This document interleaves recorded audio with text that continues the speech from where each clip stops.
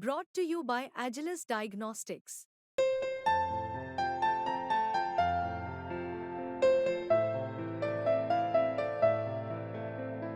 Agilus Diagnostics. दो जूतों की कहानी। बाएं पैर के जूते से दाहिने पैर के जूते ने पूछा, तुम किस कंपनी के हो? दाहिने पैर के जूते ने उत्तर दिया, मैं बाटा कंपनी का हूं। सच? बाएं पैर का जूता यह सुनकर बहुत खुश हुआ। बोला, मैं भी बाटा कंपनी का हूं। दो जूते बड़े मजबूत, बहुत चमकीले, दोनों आपस में एक दूसरे से बड़ा स्नेह करते थे। कभी अलग नहीं हुए। जहां रहते साथ रहते, जहां जाते साथ जाते और साथ ही लौट कर आते। कभी ऐसा नहीं हुआ कि एक जूता बाहर जाने लगा तो दूसरे ने साथ चलने से इनकार कर दिया हो। कभी ऐसा ही नहीं हुआ कि एक जूता घर लौटा तो उसके साथ दूसरा जूता लौट कर नहीं आया हो। बड़ा प्रेम था दोनों में। दोनों जूतों में हर एक के पास एक एक मोजा था और एक एक पैर। मजाल है कि एक जूते का पैर दूसरे जूते में चला जाए।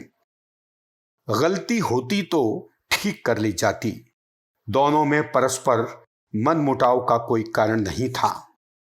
एक बार दोनों जूते रास्ते में जा रहे थे। मौके की बात, एक जूते को पत्थर से चोट लग गई। इस पर दूसरे ने कहा, घबराओ मत, हिम्मत रखो, मैं तुम्हारे साथ हूं। उस दिन दोनों जूतों को जिन कष्टों का सामना करना पड़ा, उनसे उनका साहस भी बढ़ा और अनुभव भी। वे यह समझ गए कि अगर हम सहयोग और लगन से चले तो हम जीवन की हर चढ़ाई पार कर सकते हैं। दोनों जूतों को अपने पैरों की एक बात सख्त नापसंद थी, उनका मंदिर में जाना। दोनों जूते ईश्वर पर विश्वास नहीं करते थे।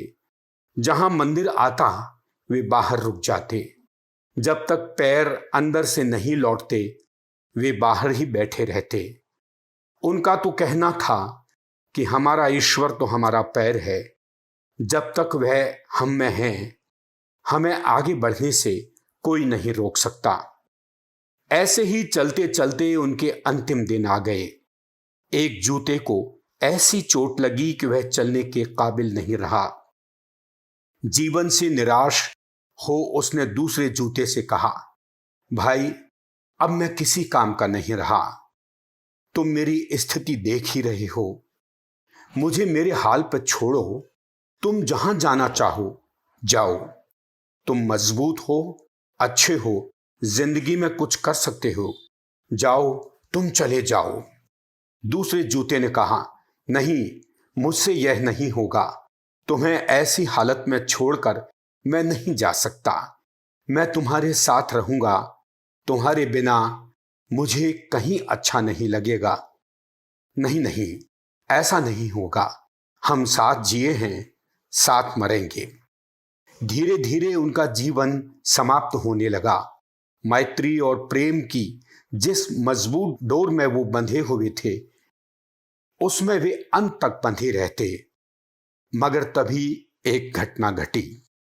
एक दिन एकाएक उनके पैरों ने उन्हें पहना और तेजी से चल दिए। जूते घिसते हुए उनके साथ चल पड़े। वह शख्स जो इन जूतों को पहने था राजनीतिक सभा में पहुंचा और किसी नेता का भाषण सुनने लगा। तभी उसे जाने क्या सूझा, उसने हाथ झुकाया, दाहिने पैर से जूता निकाला और उसे हवा में सन्ना दिया। जूता हवा में उठा, एक तीर की तरह चला और नेता की नाक पर लगा। भगदड़ मच गई, डंडे चलने लगे, लोग धीरे धीरे भागने लगे और वह शख्स जिसके ये जूते थे दूसरे जूते को भी वहीं छोड़कर भाग गया। कुछ देर बाद सन्नाटा था। न मंच पर कोई था, न ही श्रोताओं में। एक जूता मंच पर था, दूसरा जूता ऑडियंस में पड़ा था। मंच पे पड़े जूते ने चिल्लाकर कहा, मित्र, मेरा तो जन्म सार्थक हो गया है। मैं पॉलिटिक्स में आ गया। मैं हवा में उठा और एक नेता की नाक पर पड़ा। अब मैं श्रेष्ठ जीवन भी राजनीति में बिताना चाहता हूं। ऑडियंस में पड़े जूते ने अफसोस से कहा, हाय, मुझे किसी ने नहीं उठाया। तुम तो नाक पर पड़े हो। मुझे उठाते तो मैं उस नेता के सिर पर पड़ता। एक रद्दी चीजें बटोरने वाले ने उन जूतों को उठाया और एक कबाड़ी के यहां बेच दिया। आजकल वे दोनों जूते उस कबाड़ी के यहां हैं और इस बात का इंतजार कर रहे हैं कि कोई आए उन्हें उठाकर इन ढोंगी, भ्रष्ट, पाखंडी नेताओं पर मारे। उनका कहना है, अब किसी के पैरों के काबिल तो हम नहीं रहे, हां, किसी के सर के काबिल हम जरूर हैं।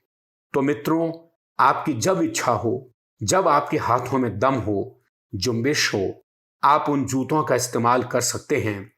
जब सचमुच इच्छा होगी तो उनका क्या, आप किसी भी जूते का उपयोग करें। देश के सारे जूते राजनीतिक परिवर्तन के लिए आपके सेवा में हाजिर हैं। नमस्कार। उम्मीद है आपको ये रचना मेरी आवाज में अवश्य पसंद आएगी।